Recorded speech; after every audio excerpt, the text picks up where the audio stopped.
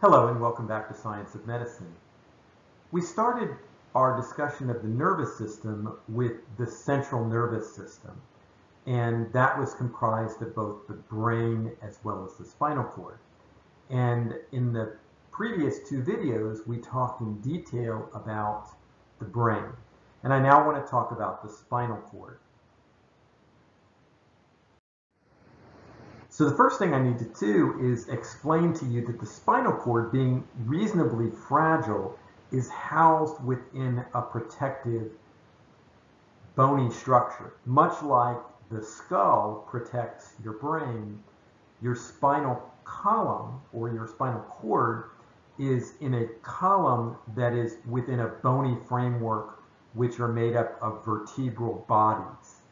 And these vertebrae are differentiated by their location, going from the top portion, which is close to the spine, which is close to the skull, which is the cervical vertebral bodies, the middle portion, which is the thoracic, the lower portion, which is the lumbar, and then there is a fused portion, which does not contain or house the spinal cord, which is the sacrum, and then your tailbone or your coccyx.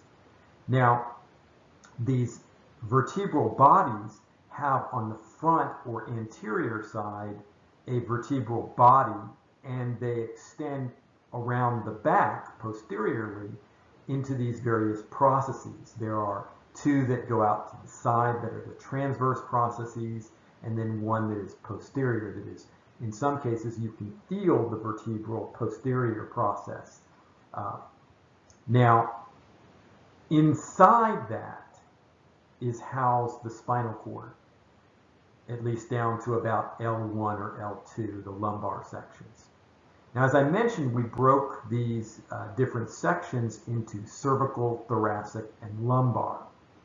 And there are different numbers of bodies. In the cervical, there are actually 7 bodies, C1 through C7. Thoracic, there are 12, and lumbar, there are 5.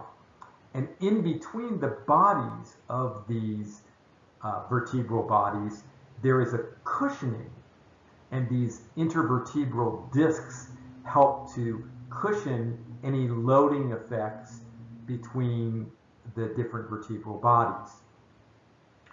Now, they're kind of like your shock absorbers. The spinal column then will send off nerves or receive nerves from the corresponding area into the spinal cord at that level, and we'll talk more detail about this.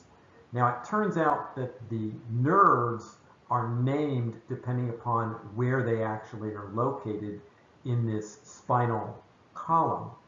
And so if I talk about a C2 nerve, then that means it's exiting at the C2 vertebral body. And the only exception to that is that it turns out that there are 7 vertebral bodies in the cervical region, but there are 8 cervical nerves. The C8 actually comes off at the base of C7. Everything else corresponds 1 to 1. For example, there's an L1, L2, L3, L4, L5 vertebral bodies as well as nerves. Now, if I look in more detail at that spinal cord, remember that being part of the central nervous system, it has this coating or this covering, which is called the meninges. And inside that meninges and also inside the spinal column, there's also cerebral spinal fluid. In fact, we have a procedure in medicine whereby we can take a small amount of that fluid off through what's called a lumbar puncture and actually look for various things. Now, if you notice on this diagram that you see certain spinal nerves that are coming off or going back to the spinal column. If I look at even more detail, you can see that these spinal nerves are actually then grouped into different tracts, and there is a portion where they will synapse in another little sort of fat portion off of the spinal cord, which is a ganglion. Ganglion is just a collection of cell bodies. And so you have sensory inputs that are coming into the spinal cord, and then you also have motor components that are coming off of the spinal cord. There is a blood supply also associated with these, which we'll mention in just a minute. So if I look at the blood supply, for the most part, I have segmental arteries that are coming off the aorta that will supply a blood vessel that will then supply blood to the spinal column. However, if you look at the cervical region, those blood vessels actually go up in between the processes of those spinal processes, in other words, in the bone, which is one of the reasons that it is actually very dangerous for you to, let's say, crack your neck or rotate your neck, because you can actually dissect or split that blood vessel, and that can cause a stroke. So very important ideas. Blood supply, as we talked about before, it's not nearly as complicated as the brain. Now, the spinal cord is exceptionally well organized. As I mentioned to you before, I will have nerves that will be coming in and nerves that will be going out, the sensory coming in, the motor going out. I have a collection of tracts that go longitudinally up and down the spinal cord. For example, those carrying sensory information will actually go up, and those which are shown in blue on this, and then those that are carrying motor signals will be going down. And they exit the spinal cord at the appropriate level. Now, there is an organization to these, much like you might organize wires out of a big computer system and organize them so that you know which it is. For this discussion, it's not critical that you understand this, other than that you understand that there is an organization. It tends to be, as you can imagine, well suited to actually its function, which is that the nerves that are coming off at the top are not going to be buried deep. They're going to be coming off easily, and then as you go further down, you get the more centrally located ones. There are different tracts, and we'll talk a little bit about those tracts. Now, you may have heard of herniation of a disc causing a problem with a nerve, and that can cause very sharp pain that radiates down the back and out to an extremity like a leg or an arm. And this herniation is simply those intervertebral discs, which are made up of this cushioning material, pushing outwards and bulging and pressing on one of those nerve roots. Now, the nerve root that's then affected will then give you the symptoms for that particular distribution. And that can be extremely painful, and it can actually, if it presses enough, interfere with the motor functions. That is, it can interfere with your ability to move things. Many times it's just sensory.